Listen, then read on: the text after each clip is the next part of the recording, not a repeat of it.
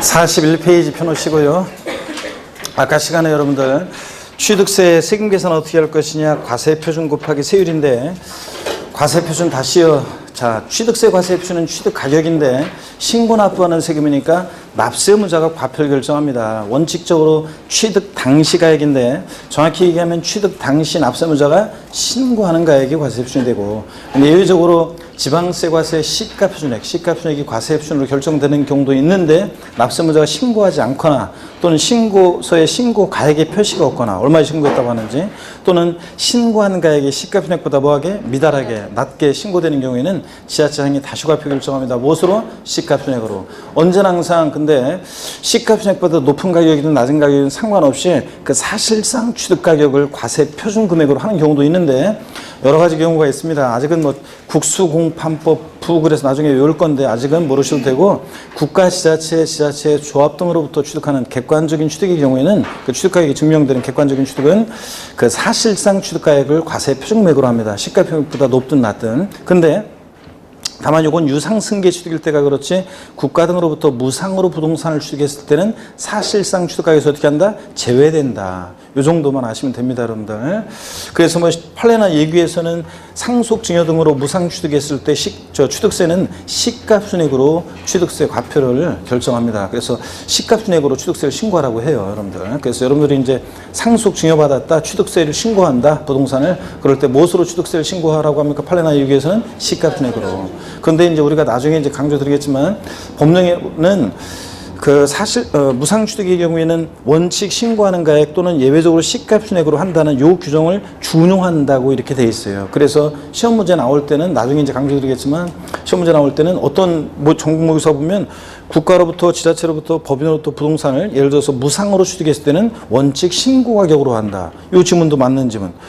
원칙 신고 가격 또는 예외적으로 시가표준액을 과세표준금액으로 한다. 이런 규정도 맞는 지문. 이렇게 돼 있어요. 또 어떤 지문은 국가로부터 부동산을 무상으로 취득했을 때는 그 시가표준액을 과세표준금액으로 한다. 뭐 이렇게도 돼 있고 그래요. 그래서 그런 지문들이 다 맞는 지문이 되는데, 그래서 나중에 이제 강조 드릴게요. 오늘은 하여튼 이 정도만 아시면 되고, 취득세는 세율이에요. 보세요. 세율 구조가요. 세율 구조가 차등 비례세율 구조로 되어 있어요. 차등 비례세율 구조로 되어 있는데, 비례세율이라는 게 뭔지 용어 설명을 좀 드릴게요, 여러분들. 비례세율이 뭐냐? 그러면 여기 보세요. 함수가 이렇게 있는데 그래프가 이쪽 함수는 과세 표준 금액의 크기고 이쪽 함수는 세율입니다. 그럴 때 취득세는 미리 말씀드리면, 만약에 부동산을 일반적인 상가나 일반적인 토지를 매매로 취득했다 그러면 취득세 세율은 4%예요. 근데 1억짜리를 매매로 취득했을 때도 4% 세율이 적용되고, 5억짜리를 부동산을 상가나 일반적인 토지를 매매로 취득했을 때도 4%고요. 5억짜리를 10억짜리를 취득해도요. 취득세 세율은 4%가 적용돼요. 그러니까 취득세는 과세표준금액 크기와 상관없이, 과표가 얼마든 과세표준금액 크기와 상관없이 세율은 몇 프로요? 4%로 일정해요. 그래서 이럴 때 세율을 과세표준과 세율의 함수관계가 비례관계에 있다 그래가지고 이럴 때 세율을 우리가 흔히 비례세율 이렇게 얘기해요. 그래서 비례세율은 주로 취득세나 등록면허세 같은 애들이 주로 비례세율 구조로 되어 있습니다. 그래서 시험에서 취득세 문제에서 뭐 과세표준 금액이 커짐에 따라 세율이 누진적으로 증가한다는 등 이런 얘기 나오면 틀려요. 취득세나 등록면허세는 과표 크기와 상관없이 세율이 어떻게 일정합니다. 그런데 과세표준 금액이 커지면서 세율이 이렇게 높아지는 거, 누진적으로 증가하는 것을 우리가 누진세율 이렇게 얘기합니다. 누진세율. 누진세율은 과표가 커지면 커질수록 더 높은 세율을 적용받잖아요. 더 높은 세율을. 이게 누진세율입니다. 주로 누진세율은 재산이나 소득에 부과하는 세금들이, 재산이나 소득에 부과하는 세금들이 누진세율 구조로 되어 있습니다, 여러분. 당연하죠, 여러분들. 1억짜리 주택 갖고 있는 사람하고 10억짜리 주택 갖고 있는 사람하고 세금 똑같이 부과하면 안 되잖아요. 그죠? 그 다음에 또 연봉 1억 버는 사람이랑 연봉 1,000만 원 버는 사람이랑 소득세를 똑같이 부과하면 안 되잖아요. 그죠, 여러분들? 그렇기 때문에 주로 재산이나 소득에 부과하는 세금들이 누진세율 구조로 되어 있습니다. 과표 커지면서 세율이 어떻게 한다? 높아져요. 그런데 취득세는 차등 비례세율, 비례세이긴 비례세인데 과표 크기와 상관없이 세율이 일정한데 차등 비례세율이 적용돼요. 그럼 차등한다는 것은 뭐가 뭘 차등하느냐? 그러면 취득 원인에 따라 그러니까 유상승계 취득이냐 무상승계 취득이냐 원시 취득이냐 취득 원인에 따라 세율이 달라지고요. 또 그 다음에 과세 대상 농지를 취득했느냐 또 일반적인 토지를 취득했느냐 또 비영리 사업자가 취득했느냐 일반인이 취득했느냐 등 이렇게 취득 원인 등에 따라 차등해서 비례세율이에요. 그럼 무슨 말이냐? 일반적인 토지를 만약에 일반적인 토지를 매매로 취득하면 4% 취득세 세율이 적용돼요. 미리 말씀드리면. 근데 농지를 만약에 매매로 취득하잖아요. 그럼 미리 말씀드리면 3%예요. 농지를 매매로 취득하면 1억짜리 농지를 취득하든 5억짜리 농지를 취득하든 10억짜리 농지를 취득하든 세율은 3%로 일정해요. 그래서 비례세율이에요. 그런데 차등 비례세율 농지냐 아니냐에 따라서 똑같은 토지인데도 농지냐 아니냐에 따라서 과세 대상에 따라 차등해서 비례세율이 적용되기 때문에 취득세 세율 구조는 차등 비례세율 구조로 되어 있다 이렇게 얘기합니다. 이해되십니까 여러분? 차등해서 뭐에 따라서 취득 원인이나 과세 대상이나 이런 거에 따라 차등해서 비례세율이 적용된다 이런 얘기입니다. 그런데 취득세는 세율이 크게 3개 덩어리로 되어 있어요. 그래서 한번 볼게요.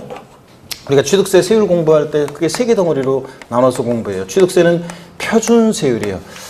자, 표준세율이라는 게 뭐냐면 용어 설명을 드리면 법령에 의해서 통상적으로 적용되는 세율, 법령에 의해서 통상적으로 적용되는 세율인데 표준세율. 이 표준세율은 금방 얘기했다시피 취득 원인 등에 따라 취득 원인, 유상승계 취득이냐 무상승계 취득이냐 취득 원인 또 납세 의무자 과세 대상 등 취득 원인 등에 따라서 다양합니다. 따라서 다양해요. 이걸 이제 우리가 외워야 되고요. 그래서 취득세 표준세율을 우리가 이제 외웁니다. 그래서 시험에서 취득세 표준세율이 한 4년 계속 나왔었어요. 그러니까 28회 시험은 안 나왔지만 계속 나왔고, 자, 요거 취득세 표준세율을 여러분들이 나중에 이제 외울 수 있도록 제가 도와드려요. 나중에 스토리텔링으로 외울 수 있도록 도와드리는데, 요거 외우면 나중에 이제 상삼팔, 무독립 815, U1020, 원팔, 030에 요거만 외우면 시험 문제 그냥 문제 보자마자 한 문제씩 계속 맞추는 거였어요. 자, 문제 보자마자 바로 한 문제씩. 근데 이거를 안 외우고서 사람들이요, 어렵대요. 이건 어려운 게 아니라 그냥 외우면 맞히는 거잖아요, 여러분들. 근데도 아주 어렵다고 하는 분들이 있어요. 아, 답답합니다. 그래서 취득세 이제 세율은 어렵다는 것은 이제 좀 이따 나오지만 이제 중과세율 같은 것이 어렵지. 아, 이거 표준세율은 그냥 외우는 거예요. 외우면 그냥 맞추는 거예요, 한 문제. 그런데도 어렵다고 하는 분들이 계시는데 답답합니다. 자, 그 다음에 보세요. 취득 원인에 따라 다양한데 지방자치단체장은 법령에 의해서 통상적으로 적용되는 이 표준세율이에요. 플러스 마이너스 50% 범위 내에서 이것을 가감 조정이요. 더하고 빼고 조정할 수 있어요. 그래서 우리가 흔히 취득세 세율은 탄력세율이 적용된다. 이렇게 얘기합니다. 탄력세율이 적용된다. 세율을 조정할 수 있다는 얘기인데 가감 조정을 할 수 있어요. 자, 그러면 무슨 얘기냐면 여러분 보세요. 취득세 일반적으로 부동산을 취득했다 그러면 4%예요. 세율이 표준세율이. 법령에서 통상적으로 적용되는 표준세율이. 그러면 이 4%에 플러스 지자체장이 50%니까 4%의 절반은 2%죠. 플러스 50%하면 취득세 세율은 최대 그러면 몇 프로요? 6%. 그잖아요. 최저 마이너스 50% 하니까 최저 몇 프로? 2%까지 범위 내에서 가감 조정할 수 있다는 얘기예요. 그러면 똑같은 부동산을 취득하는데 매매로 서울에서는 돈이 넘쳐나니까 서울은 자 세율을 깎아줘 가지고 마이너스 50%에서 2%. 자, 예를 들어서 뭐 인천 같은 데는 돈이 부족하니까 올려가지고 뭐 6%. 그럼 똑같은 부동산을 취득했는데 서울이나 인천이나 경기도나 제주도나 각 시도마다 취득세 세율이 다르게 적용되느냐? 그렇지는 않습니다. 조세 정책 목적상 취득세는 실제적으로는 탄력세를 적용하지 않고 있어요. 그래서 모든 시도가 취득세는 다 똑같이 표준세율이 적용됩니다. 자, 4% 이렇게. 근데 우리는 공부하는 수험생은 법령에 취득세는 표준세율의 몇 프로 범위 내에서 50%, 100분의 50 범위 내에서 가감 조정할 수 있다고 되어 있으니까 우리는 가감 조정할 수 있다 이렇게 알아두시면 돼요. 실제적으로 적용하지는 않고 있지만 가감 조정할 수 있다 이렇게요. 그 다음에 취득세는 또 중과세율, 세율을 무겁게 매기는 중과세율이 적용되는 경우가 있고 또 그 다음에 특례세율이 있어요. 그래서 세율 특례세율. 여기 이제 여기서 28회 시험에서 특례세율 문제가 나왔어요. 이 특례세율이 몇 년 전에 몇 번 나오다가 26, 27에 안 나왔어요. 2년 동안. 근데 제가 올해 28회 시험 때 특례세율 올해는 시험 문제가 약간 어렵게 나올까 가능성이 높기 때문에 어렵게 나온다 그러면 이 특례세율이 다시 시험 문제 나올 가능성이 높다고 제가 강조를 드렸고, 평상시에 맨날 연습한 그 내용, 그런 형식으로, 박스형 형태로 해서 그런 형식으로 해서 문제가 나왔어요. 그래서 문안이 맞췄어야 되는 그런 문제였고요. 자, 중과세율이라는 게 이제 어려워요. 이게 이제 중과세율이 취득세는 어렵게 돼 있어요. 그래서 사치성 재산이라는 것이 있는데, 지방세에서 사치성 재산이라는 것을 취득했을 때 취득세 중과세하고, 또 과밀억제 권역과 관련해서 취득세 중과세하고 대도시내 중과세라는 게 있어요. 자, 그래서 요게 이제 어렵습니다. 취득세는 중과세율이 어려워요. 왜 어렵냐면 2010년도까지 취득세가 있었고, 자, 이따 말씀드리겠지만 등기하면서 등록세가 있었는데 이 두 개를 짬뽕시켰어요. 2011년도부터. 그러면서 세율 체계가 굉장히 복잡하게 되어 있어요. 자, 그래서 그런 것들을 이제 이해할 수 있도록 제가 도와드리고 합니다. 그래서 이런 것들을 이제 자세히 이제 배울 건데, 중과세율과 특례세율은 나중에 배워요. 나중에 배우고, 기본적으로 공부가 표준세율이라든가 기본적으로 공부가 되면 나중에 설명드릴 거고, 이번 순환에서는 뭐 중과세율에서는 사치성 재산이 어떤 거냐, 요 종류를 좀 소개하는 그런 정도로 하고, 그냥 이거는 생략하고 지금 넘어갑니다. 기초이론에서는. 그리고 표준세율도 암기, 다양한 취득 원인 등에 따른 세율 암기도 나중에 우리가 이제 차차 배워요. 기초입문 과정에서는 용어를, 취득세는 차등 비례세율 구조로 되어 있다. 이게 무슨 말인지를 이해하시면서 용어 익히면서 가면 돼요.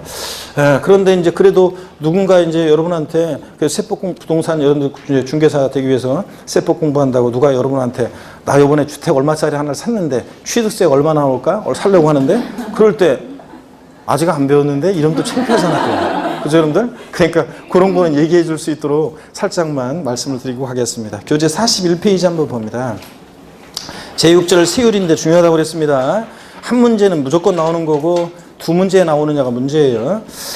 자, 취득세는 본문을 보니까 과세 대상 물건의 성격과 종류 및 취득 방법 등에 따라 표준세율이 적용되는 경우와 또 중과세율이 적용되는 경우로 나눠지며 세율 구조는 밑줄이요, 차등 비례세율이 적용된다. 자, 과표 크기와 상관없이 세율이 일정한데 취득 원인 등에 따라 차등해서 비례세율이 적용된다는 얘기입니다. 밑줄이고, 표준세율, 법령에서 통상적으로 적용되는 세율인데 개요를 봅니다. 지방자치단체 장은 조례로 정한 바에 따라서 취득세 세율을 표준세율에 연필로 살짝 밑줄이요, 몇 프로 범위 내에서 100분의 50 범위 내에서 가감할 수 있으며, 또 밑줄입니다. 같은 취득 물건에 대해서 둘 이상의 세율에 해당할 때는 그중 어떤 거? 높은 세율을 적용한다. 밑줄 쫙이에요, 여러분들. 아이고, 자, 요걸 바꾼다 그러면, 아직 뭔 말인지 잘 모르겠지만 요걸 바꾼다 그러면 시험에서 어떻게 바꾸겠습니까, 여러분들? 예? 시험에서 어떻게 바꾸겠습니까? 예? 아니, 뭘 바꾸겠냐고, 요거를. 낮은 세율 적용한다고 바꾸겠지. 그렇게 바꿔서 두 번 시험에 나왔어요. 동일한 취득 물건이 2개 이상의 세율에 해당할 때는 그중 낮은 세율을 적용한다. O, X, X입니다. 아니고 뭐 높은 세율 적용합니다. 동일한 대상 물건이 표준세율도 적용되고 중과세율도 적용된다. 어떤 거? 높은 거, 중과세율, 이런 식으로. 그래서 동일한 대상 물건이 2개 이상의 세율에 해당할 때는 그중 어떤 거요? 높은 세율을 적용합니다. 낮은 세율 적용한다고 바꿉니다. 넘어갑니다. 42페이지 넘어가서 보시니까 부동산 취득의 세율, 그래서 세율이 유상승계 취득, 상속으로 취득하면서 쭉 이제 43페이지까지 취득 원인 등에 따라 과세 대상 등에 따라 표준세율이 쭉 나와 있어요. 이걸 이제 무조건 여러분들이 외우셔야 되는데 나중에 외울 수 있도록 제가 도와드릴 거고, 오늘은 유상승계 취득 동그라미 1번이요, 42페이지 요거만 좀 설명드리겠습니다. 유상승계 취득 그러면 거기다가 여러분이요, 자 보세요. 유상승계 취득 그러면 어떤 게 유상승계 취득이냐, 대주거리 땡냐에서 매매요. 매매가 대표적인 유상승계 취득이죠. 거래대금 주고 취득하니까. 그 다음에 교환이요. 교환도 자 자기 부동산을 주고 상대방 부동산을 취득하잖아요. 그러니까 교환도 유상승계 취득이고요. 공매나 경매도 자 유상승계 취득입니다. 공매 대금, 경락대금을 내고 취득하는 거니까. 그죠? 그래서 시험에서는 농지 이외의 토지를 유상승계 취득한 경우 취득세 표준세율을 물어본 적도 있고, 또 농지를 교환에 의하여 취득한 경우 취득세 표준세율을 물어본 적이 있습니다. 그러면 농지를 교환해서 취득했다. 그러면 이게 뭐라고요? 유상승계 취득에 대한 취득세 세율을 여러분들이 이제 얘기하시면 돼요. 그래서 매매 교환, 공매, 경매 등으로 유상승계 취득했을 때 시험에서 자 매매로 취득했을 때와 부동산을 교환으로 취득했을 때 세율은 같다 다르다? 같습니다. 다 유상승계 취득이니까 매매, 교환, 공매, 경매 다 유상승계 취득입니다. 그랬을 때 거기 동그라미 1번 한번 봅니다. 유상승계 취득, 매매, 교환, 공매, 경매 등으로 취득했을 때 농지를 매매나 교환 등으로 취득하면 1,000분의 30 되어 있죠. 우리 세법은 천분율 단위로 되어 있어요. 그래서 1,000분의 30, 1,000분의 3, 1,000분의 8, 1,000분의 40 이런 식으로 천분율 단위로 표시되어 있고 또 시험에서도 천분율 단위로 나와요. 그런데 공부할 때는 우리가 백분율로 환산해서 기억합니다. 농지를 매매, 교환 등으로 취득했을 때 취득세 표준세율이 몇 프로? 3%. 1,000분의 30이니까 3%입니다. 농지, 주택 외의 것을 유상승계 취득했다. 매매, 교환 등으로 그럼 몇 프로? 4%. 1,000분의 40, 즉 4% 세율이 적용됩니다. 자, 요거 아셔야 되고 그 다음에 박스 안에 보니까 1번에 유상거래를 원인으로 즉 매매, 교환, 공매, 경매 같은 유상거래를 원인으로 취득 당시 가액이 6억 원 이하인 주택을 취득하는 경우 자 나중에 이제 강조드리겠지만 유상거래를 원인으로 그러니까 매매, 교환, 공매, 경매 등으로 뭘 취득했을 때 주택을 취득했을 때는 취득 가격에 따라 세율이 달라지는데 6억 원 이하 딱 6억까지 주택을 자 매매, 교환 등으로 여러분이 주택을 취득했다. 몇 프로 세율? 1,000분의 10이니까 몇 프로? 1%. 6억 원 초과 9억 원 이하 주택을 취득하면 몇 프로? 2%. 9억 초과 주택을 취득하면 몇 프로? 3% 세율 정도입니다. 밑줄 쫙이요. 그래서 자 유상거래를 원인으로 그래서 매매나 교환, 공매, 경매 등으로 주택을 취득했을 때는 주택 거래 활성화를 위해서 일반적인 부동산 취득보다 세율이 낮은데요. 취득 가격에 따라 6억 원 이하 1%, 6억 원 초과 9억 원 이하 9억까지는 몇 프로? 2%, 9억 초과 주택을 취득하면 몇 프로? 3%입니다. 무조건 외우셔야죠. 시험에서 유상거래를 원인으로 6억 원 이하의 주택을 취득하는 경우에는 1,000분의 20의 세율이 적용된다. O, X요. X입니다. 자, 이런 식으로 나오기도 하고 정확히 가격에 따라 외워두셔야 됩니다. 그래서 유상거래를 원인으로 주택을 취득했어야 되는데 자, 그러니까 나중에 이제 강조 드릴 건데요. 따로 표시하면서 주택 거래 활성화를 위한 거기 때문에 유상거래로 다른 거 아니고 주택을 취득했을 때 자, 세율입니다. 주택 취득 시 세율은 취득세 세율은요. 자, 유상거래로 주택을 취득했어야 되니까 주택을 무상으로 상속이나 증여 같은 무상으로 취득했을 때는 이거 적용되지 않아요. 또 거래 활성화를 위한 거기 때문에 거래 과정에서 취득했어야지 주택을 신축했을 때는 아니에요. 자, 주택을 거래 과정에서 어떻게 해요? 유상거래니까 주택을 거래 과정에서 취득했어야 되니까 주택을 매매, 교환, 공매, 경매 등으로 주택을 취득했을 때 자, 영구인하 세율이 적용됩니다. 자, 그랬을 때 취득 가격에 따라 틀려지는데 취득 가격에 따라 금방 얘기했어요. 취득 가격에 따라서 요 세율은 6억 원 이하 세율은 몇 프로? 1%. 6억 초과 9억 원 이하 2%. 9억 초과 몇 프로? 3% 이렇게 세율이 적용되는 겁니다, 여러분들. 가격에 따라 정확히 외우셔야 되고요. 요 정도만 일단 알고 갑니다. 그래서 우리가 매매, 교환, 공매, 경매 등으로 유상승계 취득했을 때 농지를 자, 유상승계 취득하면 몇 프로? 3%. 농지, 주택 이외 상가나 일반적인 토지를 우리가 매매, 교환 등으로 유상승계 취득하면 몇 프로? 4%. 자, 그 다음에 주택을 유상거래로 취득했을 때 매매, 교환 등으로 취득하면 취득 가격에 따라 6억 원 이하, 6억까지는 몇 프로? 1%. 6억 초과 9억 원 이하 2%. 9억 초과하면 3%. 요거는 그래도 우리가 외우고 가셔야 되겠습니다. 자, 그리고 이제 내가 주택을 상속받았는데, 증여받았는데, 그럴 때는 이제 여기를 나중에 찾아보고서 거기 나와 있어요. 나중에 보시면 됩니다. 자, 암기할 수 있도록 다 나중에 자유자재로 여러분들이 적용할 수 있도록 도와드립니다. 오늘은 요 정도만 외우고 갑니다. 43페이지 보시니까 이 중과세율 나오죠? 취득세 세율을 무겁게 매기는 중과세율이요. 취득세는 사치성 재산을 취득하는 경우와 과밀옥제 권역으로의 인구 경제력 집중 규제와 지방으로의 분산을 촉진하기 위해서 특정 취득 자산에 대해서는 중과세율, 세율을 무겁게 매기는 중과세율을 적용해요. 그럴 때 사치성 재산이라는 게 뭐냐, 과밀옥제 권역이 뭔지는 나중에 말씀드릴게요.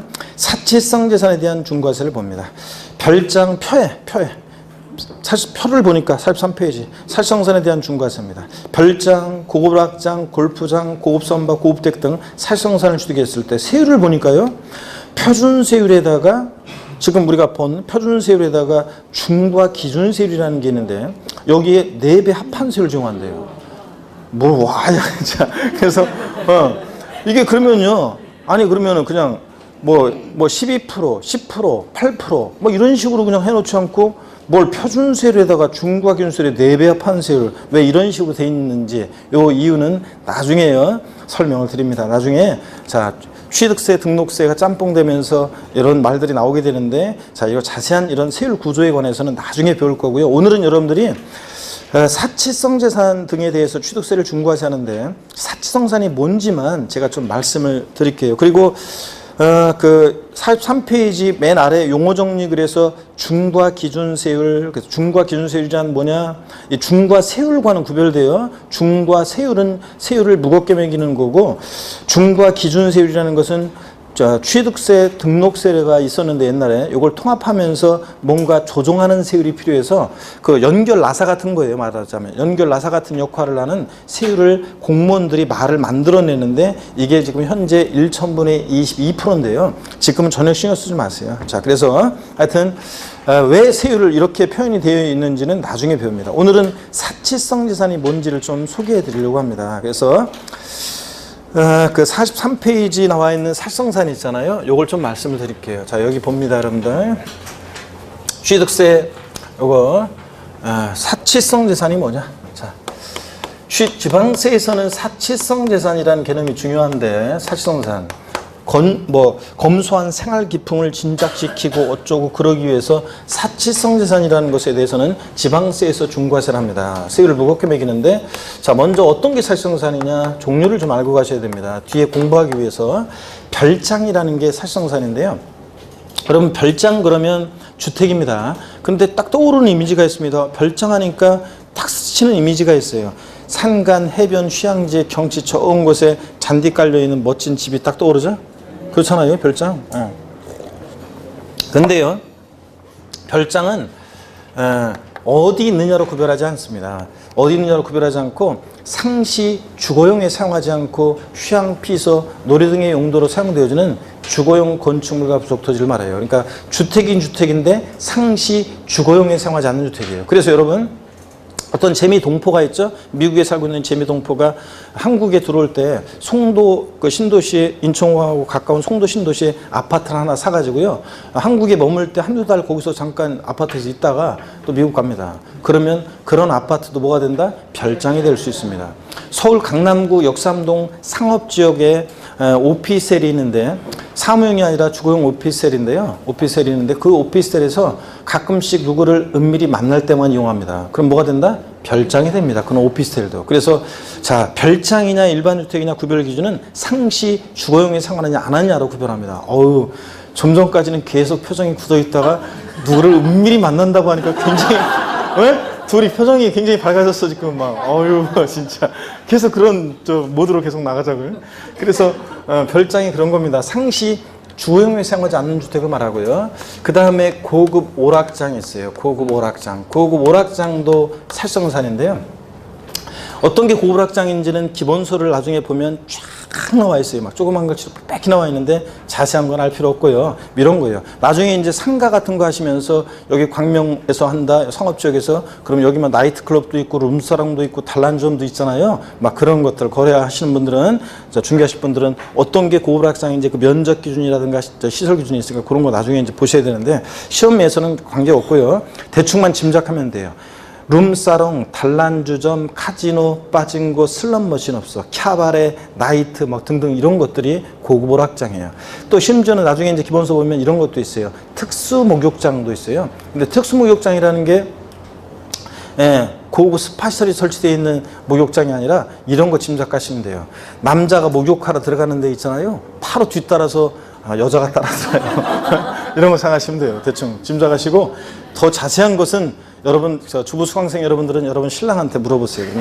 신랑이 자세히 안 알려주겠지. 자, 모른다고 하겠지? 예, 자, 어떻게 그런 게 고구락장이에요. 대충 짐작하시면 되고, 골프장 있잖아요. 골프장. 골프장도 사치성 재산인데, 회원제로 운영되는 회원제로 운영되는 골프장이 사치성 재산이지, 간이골프장이나 퍼블릭, 대중골프장 같은 것은 사치성 재산이 아니에요. 골프장. 그 다음에 고급 선박이라는 게 있어요. 일정한 요건을 갖춘 고급 선박인데, 아직 뭐 요건을 외울 필요 없고요.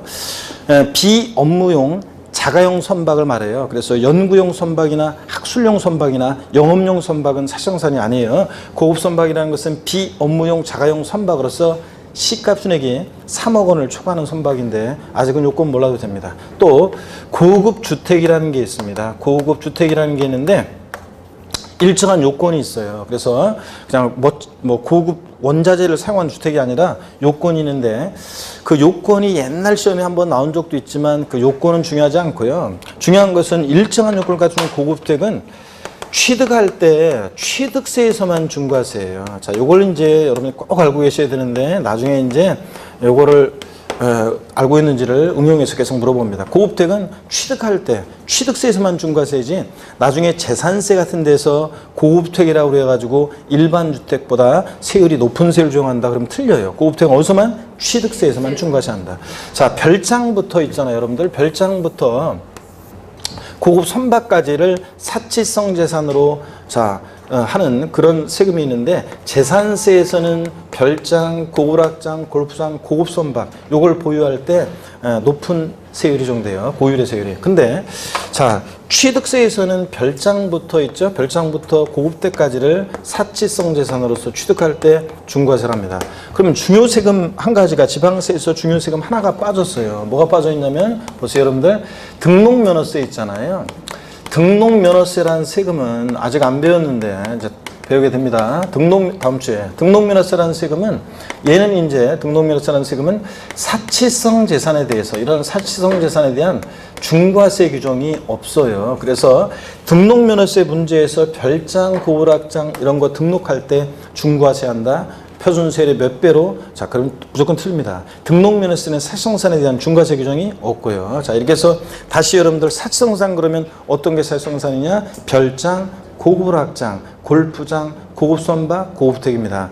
이거를 갖다 머리글 짤 따서 막 외우시는 분들이 있는데 별꼴 뭐 어쩌고 하면서 외우는 사람들이 있는데 뭐 이런 것까지 머리글 짤 따서 외워요. 우리가 머리글 짤 따서 외우는 게 얼마나 많은데 다른 과목도 그렇게 해가지고 다른 과목도 그렇고 그래서 이런 것들은 그냥 보다 보면 눈에 익혀지는 겁니다. 별장, 고급락장, 골프장, 고급선박, 고급택 5가지가 사치성산이고요. 자, 여기 보세요. 시험에서는 요 5가지 사치성산에다가 슬쩍 집어넣고 중과세 한다고 사치성산이어서 중과세 한다고 속이는 게 있어요. 사치성 재산 아닌 거. 대표적으로요. 별장, 고구락장, 골프 연습장이요. 일정한 요건을 갖춘 골프 연습장은 취득세 대상이긴 한데 사치성산은 아니에요. 골프장이지. 골프 연습장 아니고. 또 골프 회원권 같은 것도 취득세 대상이긴 한데 자, 사치성산은 아니고요. 또 그다음에 고급 승용차 같은 거 있죠. 고급 승용차는 사치성산이 아닙니다. 고급 선박이 사치성산이지. 또 그다음에 고급 항공기 같은 것도 사치성산이 아닌데 시험에서는 이런 것들을 슬쩍 집어넣고 속입니다. 그래서 자, 별장, 고구락장, 골프 연습장을 취득한 경우에 취득세는 표준세율에다가 중과에서 몇 배로 중과세 한다. X입니다. 자, 그래서 사치성산인 거 5가지하고 아닌 거 헷갈리게 하는 것들 4가지를 기억합니다. 골프 연습장, 골프 회원권, 고급 승용차, 고급 항공기는 사치성산이 아닙니다, 여러분들. 그래서 사치성산 5가지하고 비교합니다. 다시요, 여러분. 사치성산이라는 거 지방세에서는 재산세나 취득세 등에서 중과세를 하는데 어떤 게 사치성산이다? 별장, 고급락장, 골프장, 고급 선박, 고급 주택 5가지입니다. 여러분 꼭 사치성산 종류를 아시고요. 몇 프로 세율로 중과세 하느냐는 나중에 배울 거고요. 하여튼 고급택이라는 것은 이 고급택은 어디서만 중과세 한다고요? 취득할 때 취득세에서만 중과세입니다. 다른 세목은 고급택은 일반 주택과 똑같이 취급합니다. 자, 그러면 설명을 드렸고 그 정도 여러분이 아시면 되고 나머지 중과세율 자세한 내용 필요 없습니다. 지금은 나중에 배웁니다. 44페이지로 갑니다. 세율 특례라는 게 있는데 이 특례 세율 여기서 이제 시험 문제가 28회 시험 나왔는데 나중에 배우게 될 겁니다. 요거는 이제 기본적으로 민법적인 지식, 공시법적인 지식이 좀 쌓이고 세법적 공부가 좀 됐을 때 요걸 봐야지 이해가 되고 그렇습니다. 그리고 자, 이런 건 이제 어떤 건지 나중에 이제 쫙 설명을 드립니다. 자, 지금은 전혀 관심 두지 말고 갑니다. 45페이지 제7절 납세 절차요. 중요해요, 안 중요해요? 중요합니다. 이 세금은 어떻게 징수되느냐는 다른 세금도 다 중요합니다. 그래서 중요한데요. 납세지가 나옵니다. 그래서 납세지가 뭔지 이걸 좀 설명을 드리도록 하겠습니다. 여러분, 납세지가 뭐냐? 자, 이쪽 한번 보세요, 여러분들. 여기 좀 지울게요. 예. 자, 납세지가 뭔지 용어 설명을 좀 드릴 건데 여기 한번 보세요. 세금 납부의 장소예요. 이거는 자, 납세지 한번 보세요. 납세지. 세금 납부의 장소인데 관할에 관한 거예요. 관할. 어디다가 취득세를 낼 것이냐. 자, 등록면허세를 낼 것이냐. 일별에서 한꺼번에 말씀드리면 지방세는 납세지가요. 그 원칙적으로 물건 소재지예요. 원칙적으로 물건 소재지. 근데 국세 있죠. 종합부동산세하고 양도세는 원칙적으로 주소지를 납세지로 해요. 원칙적으로. 자, 그래서 원칙적으로 주소지인데 물건 소재지라고 했어요. 또 국세는 주소지라고 그랬어요. 근데 시험에서 이걸 이제 바꾸는 거예요. 그래서 취득세는 취득자의 주소지 관할 특광도에 신고 납부해야 한다. X. 부동산 등기할 때 등록면허세는 등록권자 주소지를 납세지로 한다. X. 토지분 주택분 재산세 납세지는 주택 소유자의 주소지를 납세지로 한다. 이런 식으로 바꿔요. 자, 그래서 양도소득세는 양도 물건 소재지 관할 세무서를 납세지로 한다. X입니다. 양도자 주소지입니다. 그래서 이걸 이제 뒤바꾸는데 한번 보실게요. 예를 한번 들어보겠습니다. 갑이라는 사람이 있는데 이 사람의 주소지는 어디냐면 예를 들어서 경기도 만약에 광명시입니다. 경기도 광명시고요. 근데 이 사람이 어떤 부동산을 취득하는데 고향을 한번 물어봐야 되겠구만. 우리 오늘 새로 처음 온 저기를 계속 물어볼 수밖에 없네. 자, 고향이 어디예요? 충북 음성. 좋습니다. 충청북도 음성군이죠. 음성군에 있는 어떤 부동산을 만약에 취득합니다. 충청북도 음성군. 자, 그러면 여러분 보세요. 취득세를 이 사람 주소지는 경기도 광명시인데 충청북도 음성군에 있는 부동산을 취득할 때 취득세는 어디다 내겠습니까? 네? 취득세는 과세권자가 특광도니까 자, 어디요? 충청북도가 과세권자가 되겠죠? 네, 관할 납세지가 됩니다. 그래서 충청북도. 그 다음에 이 충청북도 음성군에 있는 이 부동산에 대해서 저당권 설정 등기를 한다거나 저당권 말소 등기 같은 것을 할 때 등록면허세가 부과됩니다. 그럴 때 등록면허세는 어디다 내겠습니까? 등록면허세는 구도니까 어디요? 역시 충청북도가 역시 과세권자가 됩니다. 자, 충청북도 음성군에 있는 재산에 대해서 재산세를 내는데 재산세는 어디다 내야 되겠습니까?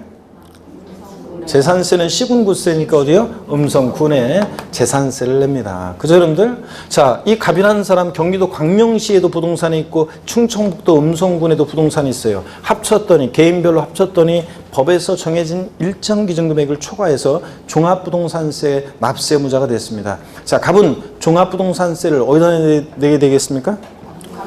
네? 자, 광명시? 자, 그렇습니다. 자, 양도소득세, 그러니까 종합부동산세, 이 주소지 관할, 광명시, 이 주소지 관할, 광명시 관할, 요 세무서를 납세지로 해야 되겠죠, 여러분들? 아, 그렇잖아요. 충청북도 음성군까지 굳이 가려고 해보세요. 요까지. 뭐라고, 요까지, 요 충청북도 음성군 관할 세무서에 종합부동산세를 내든, 아니면 경기도 광명시 집 가까운 주소지 관할 세무서에 내든, 어차피 국세는 국고로 귀속하잖아요. 그런데 굳이 여기까지 가서 낼 필요가 뭐 있어요? 집 가까운 데 돌려보면 되지. 그래서 국세는 집 가까운 데 돌려보라고 주소지입니다. 그러면 요 충청북도 음성군에 있는 부동산을 이번에는 팝니다. 양도소득세를 어디다 내야 되겠습니까? 역시 양도소득세도 여기까지 뭐라고요? 여기 경기도 광명시 요 관할 주소지 관할 세무서에 내면은 어차피 여기다 내든 여기다 내든 국고로 귀속하니까 주소지 관할 세무서를 납세지를 합니다. 양도소득세 납세지는 부동산을 양도하는 경우 양도 물건 소재지 관할 세무서를 납세지로 한다.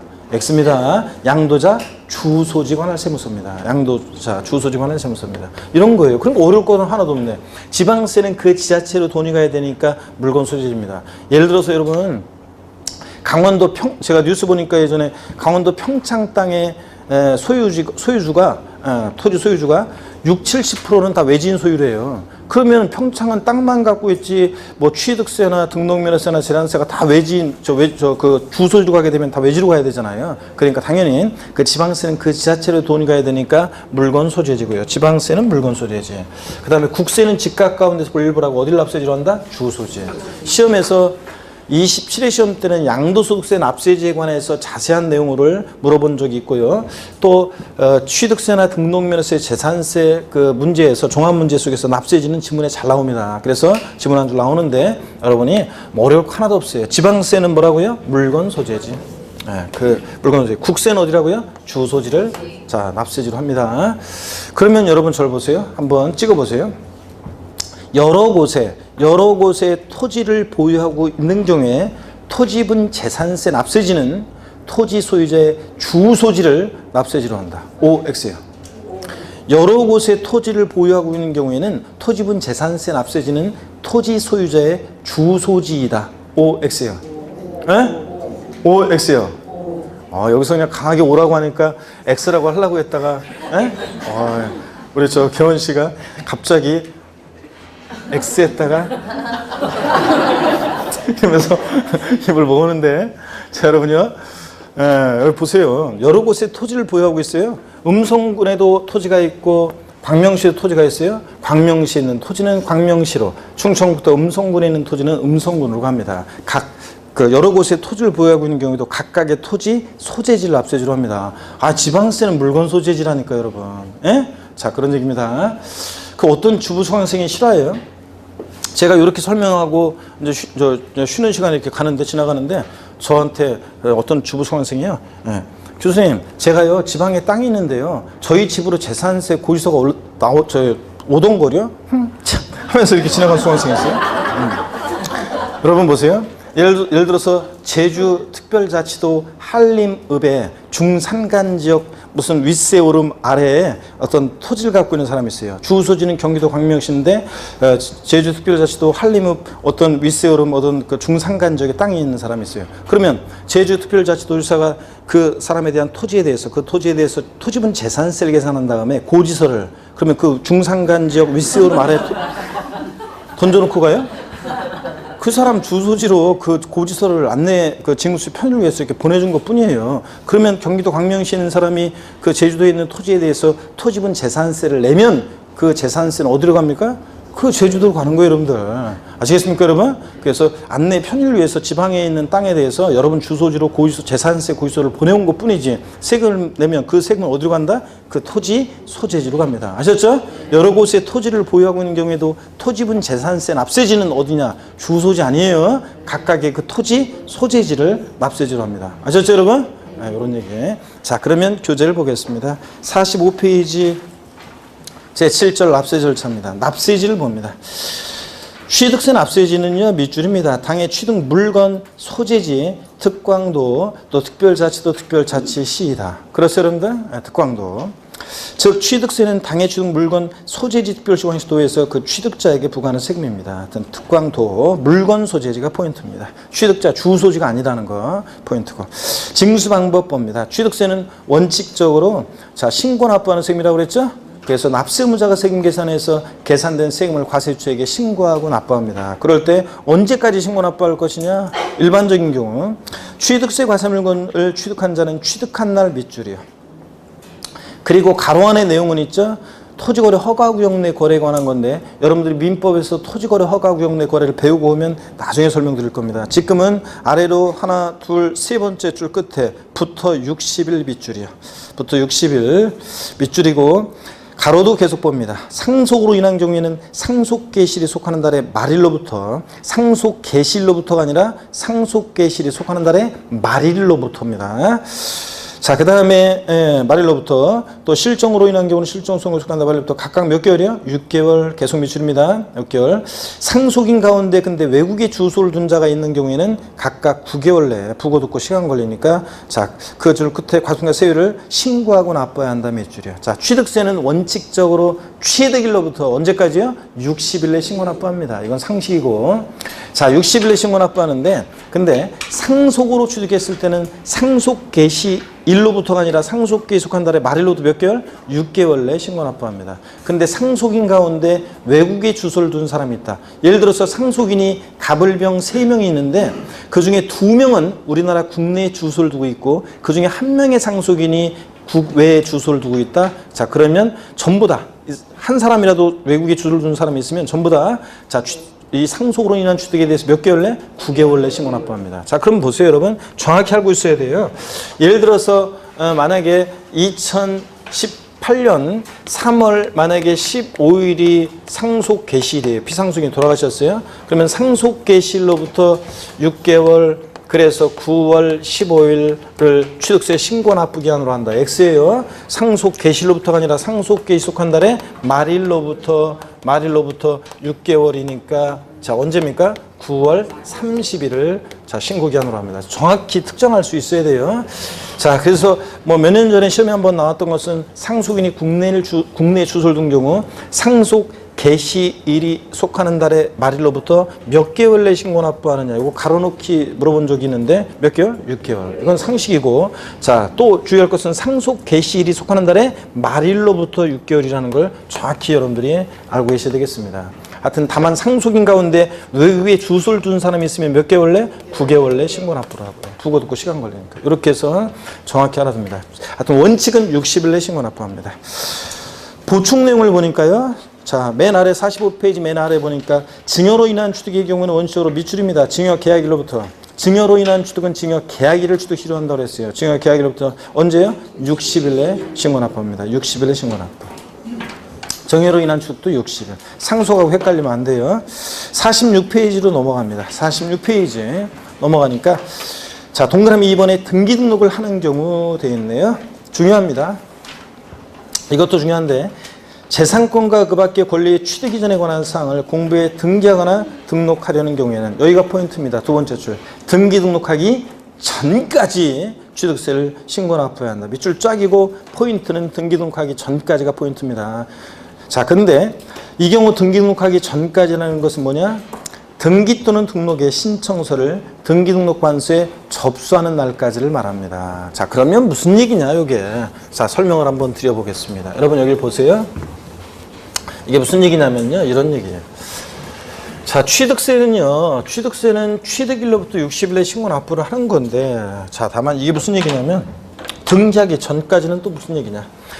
자, 2010년도까지요. 이따가 이제 마지막 시간에 말씀을 드리겠지만 취득세하고 등록세라는 게 2010년도까지는 있었어요. 그래서 우리가 여러분 부동산을 취득하잖아요. 그러면 예전에는 취득세도 신고 납부하고 등기하면서 등록세도 신고 납부했었어요. 그런데 뭐하러 두 번 신고와 납부하냐, 한 번에 하자. 그래서 절차관서와 세목관서에 따라서 자, 등록세에서 종전에 취득을 원인으로 했던 등기 등록 내용과 그 외 사항으로 나눠서 취득을 원인으로 하는 등기 등록 내용이요. 예를 들어서 건축물을 신축했다. 그럼 소유권 보존 등기할 때, 또 매매나 증여 등으로 자, 취득할 때는 소유권 이전 등기하겠죠. 그렇게 취득을 원인으로 하는 등기 등록 내용, 보존 등기나 이전 등기 같은 그런 내용들은 이게 취득세로 통합을 시켰어요. 자, 그래서 예전에 취득세는 일반적으로 2%를 냈습니다. 부동산 취득할 때. 자, 매매로 취득해서 그걸 등기할 때 옛날에 등록세는 일반적으로 2%를 냈습니다. 지금 취득세, 자, 매매로 일반적인 부동산을 취득했다. 유상승계 취득했다. 몇 프로네요? 4%. 그러면 지금 취득세 4%를 내면 여기 4%에는 옛날 등기 비용도 포함되어 있는 겁니다, 여러분들. 자, 그런데도 실무에 있는 제자분들은 여전히 자, 실무에 있는 제자분들은 저한테 전화 와가지고 물어볼 때 그 실무에 나가 있는 제자분들은 아직까지도 뭐라고 하냐면 저한테 교수님 취등록세 좀 물어보려고 하는데요. 아, 등록세 없어졌다니까. 내가 이제 그러는데 등록세는 없어졌습니다, 여러분들. 그래서 취득과 관련한 요 사항이 이제 취득세로 통합되면서 보세요. 그러면 여러분 보세요. 취득과 관계된 사항은 이제 등기에 관한 사항은 이제 취득세로 통합됐단 말이에요. 4%를 내면 옛날 등기 비용 다 포함되어 있어요. 그러면 여러분 보세요. 취득세는 요것만 설명하고 좀 쉴게요. 자, 취득세는 취득일로부터 60일 내 신고 납부를 해요. 자, 요거 60일 하루만 지나도 가산세고요. 그런데 문제는 이게 등기 등록을 요하는 재산, 부동산 같은 것을 취득했을 때는 취득세는 요 기간 내에 아무 때나 자, 등기를 하기 전에 즉 등기소 등록관세 접수하러 가기 전에요. 지자체의 취득세를 자, 특광도에 내고 영수증 첨부해서 가라는 얘기입니다. 그래서 등기를 요하는 부동산 등을 취득했을 때는 취득세는 등기하기 전까지 취득세를 지자체에 신고 납부하라는 얘기입니다. 자, 그러면 여러분 보세요. 시험에서는 어떻게 바꾸느냐? 뻔하지. 제가 맨날 얘기한 게 등기를 요하는 부동산을 취득한 경우 취득세는 등기한 후 30일 이내에 신고 납부한다. 땡. 등기일로부터 60일 내에 취득세를 신고 납부한다. 땡이죠? 등기하기 전까지 취득세를 신고 납부한다. 이렇게 맨날 얘기했는데 27회 시험 지문에 등기를 요하는 부동산을 취득한 경우 취득세는 등기한 후 30일 이내에 신고 납부하여야 한다. O, X, X입니다. 등기하기 전까지입니다. 등록관세 접수하기 전까지 취득세 내서 영수증 첨부해서 등록관세에 와야 됩니다. 그 얘기예요. 요 기간 중에.